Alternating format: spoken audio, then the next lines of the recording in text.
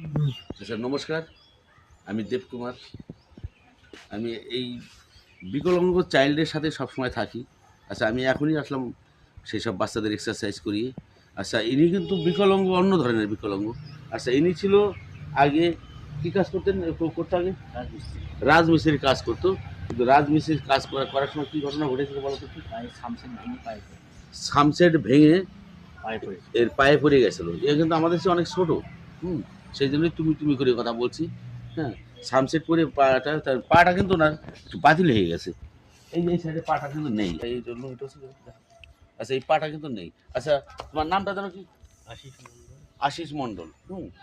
আচ্ছা উনি কিন্তু এখন এই মানুষের দৌড়ে দৌড়ে ঘুরেই কিন্তু আজকে এইভাবেই চলে আর কি।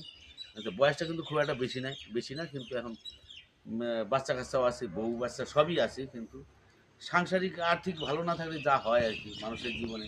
এখন বাইরে বাইরে ঘুরে ঘুরে কিন্তু এই কাজটা করে। আচ্ছা তুমি একটু দাঁড়াবে তো, একটু দাঁড়াও তো, ইয়ে সেরকম তিনটে লাঠির উপর দাঁড়িয়ে যাবে। আচ্ছা আশিস মণ্ডলের বাড়ি কিন্তু এখানে না, আশিস মণ্ডলের বাড়ি হচ্ছে বেতাইতে।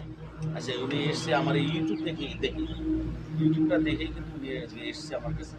যদি এই ইউটিউবের মাধ্যমে যদি কারো হিতাকাঙ্ক্ষী লোক সেরকম থাকে, যদি এইসব মানুষের প্রতি ভালোবাসা যদি থাকে, যদি কারো সাহায্য করার মানে মানসিকতা যদি থাকে, তাহলে আমার কিন্তু এই স্ক্রিনে আমার নাম্বার দেওয়া থাকলো 8670188105।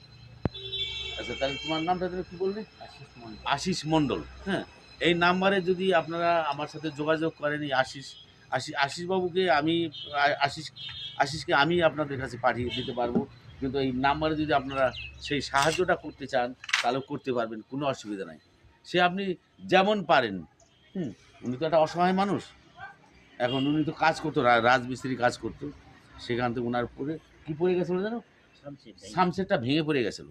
সেখান থেকে ওনার পাটা বাতিল হয়ে গেছে। আচ্ছা এই হচ্ছে ওনার জীবনী।